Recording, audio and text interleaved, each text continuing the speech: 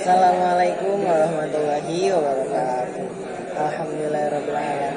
Wassalatu wassalamu ala asrafil anbiya wal mursalin wa ala alihi wasallim. Yang terhormat Abi Haji dan Midas keluarga selaku pengasuh pondok pesantren seperti ya. Dan saya hormati orang tua saya yang berada di rumah. Semoga kita senantiasa diberikan kesehatan oleh Allah Subhanahu wa taala. Amin ya rabbal alamin.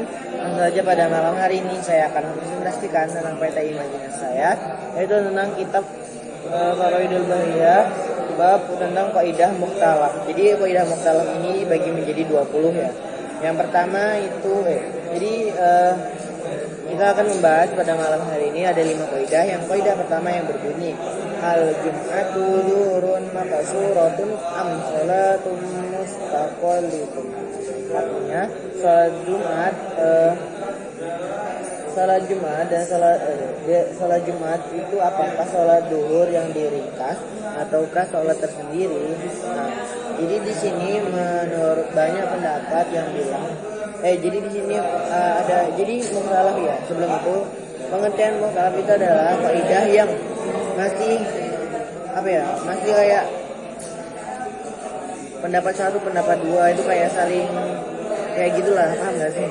Ya paham sendiri lah ya, kayak saling diperselisihkan gitu. Nah, jadi ada yang pendapat pertama soal Jumat itu merupakan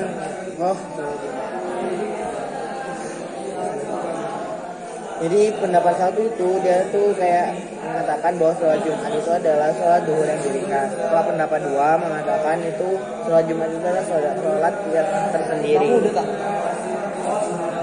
Terus di sini yang nomor 2 yang kaidahnya yang berbunyi as-sholatu khalfu muhdisil majhuli al-hali idahuna bisihati hal hiya sholatun jama'atin au faradin. Jadi artinya adalah sholat di belakang orang yang berhadas itu yang kita tidak tahu dan kita itu menganggap dia itu sah, maka apakah dia itu dianggap sholat berjamaah atau dia itu sholat dengan diri sendiri. Jadi di sini juga ada dua pendapat. Ada yang dia mengatakan bahwa dia itu sholat jamaah, dan dia itu ada juga yang mengatakan bahwa dia itu sholat sendiri. Selanjutnya pada yang ketiga yang berbunyi man ata bima yunafil fardhu dunan nafli fi awwali fardin au asmiya ini baqala farduhu wa hal biha ya tabqa sholatuhu taflan au tubtul. Yang artinya meniadakan fardu baik di permulaan maupun di tengah itu maka itu batalah hukumnya. Jadi dia itu dianggap sholat sunnah pas kalau apabila dia itu membacakannya di tengah, apakah dia itu yang sholat sebelum itu dianggap sholat sunnah ataukah sudah dibatalkan. Jadi ada yang bilang jadi contohnya seperti ini. Contohnya seperti ada orang lagi sholat asar. Ini lagi udah 2 rakaat, dia udah dapat 2 rakaat, tetapi dia itu mendengar ada orang yang sholat asar berjamaah di belakangnya. Dan akhirnya dia itu membatalkan sholat asarnya itu dan dia itu mengikuti jamaah. Jadi ini ada yang bilang bahwa sholat asar yang dia lakukan pertama tadi, yang dia lakukan sendiri, yang rakaat, misalnya dia udah dapat 2 rakaat. Jadi 2 rakaatnya itu ada yang bilang itu dianggap sunnah dan ada juga yang dianggap batal.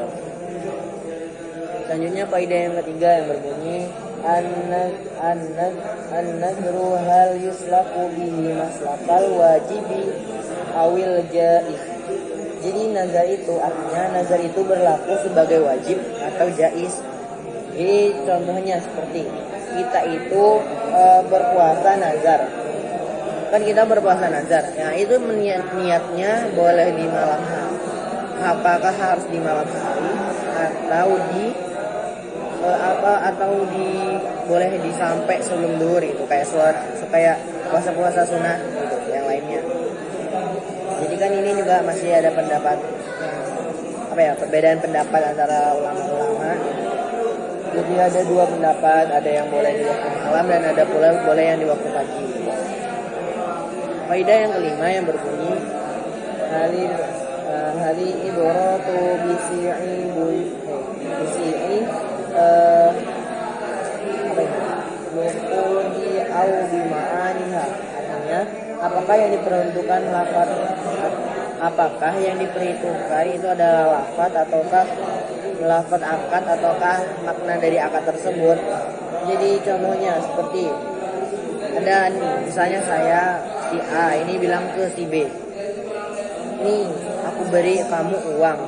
Terus si B ini kan posisinya dia mau pergi, tetapi kalau kamu pulang aku meminta sehelai batik gitu. Jadi di sini ada dua pendapat, kalau yang dia lakukannya itu adalah salah satu akad, nama yang akadnya itu disebut hibah atau hadiah gitu. Terus ada juga di sini disebut juga dengan jual beli, soalnya kan nggak jelas gitu. Dia tuh antara memberi uang atau dia tuh meminta malah apa ya, atau minta dibeliin gitu kan, nggak jelas. Oke, mungkin cukup sekian presentasi saya pada malam hari ini. Kurang lebihnya saya mohon maaf. Assalamualaikum warahmatullahi wabarakatuh.